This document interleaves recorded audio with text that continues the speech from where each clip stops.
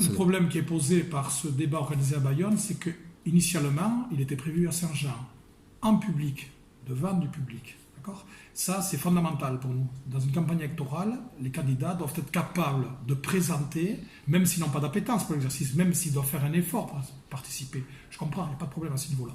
Mais l'effort doit être fait pour communiquer en public, présenter son projet, l'argumenter, et à la limite, savoir aussi pointer les points faibles des autres projets, c'est-à-dire projet contre projet.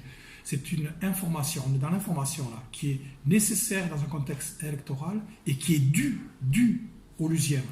Et le fait de se retrouver à Bayonne, en studio, sans la présence physique des Lusiens, pour nous, ne convient pas. De la même manière que le maire a mis 2-3 jours pour changer d'avis, c'est-à-dire qu'il ne participait à aucun débat, puis quand il a su que finalement c'était sans le public, par magie, il a, lui, changé d'avis par magie, c'est-à-dire qu'il était dans les conditions qui lui plaisaient, c'est-à-dire pas de public, il a accepté de participer au débat à Bayonne, en studio. Mais nous, on espère que dans les 2 jours qui restent, il y aura peut-être aussi un basculement sur un revirement ou un retour sur un débat public avec une salle municipale qui est due par la mairie aux organisateurs, dans la mesure où ils la demandent, et alors le maire sera libre de participer ou pas.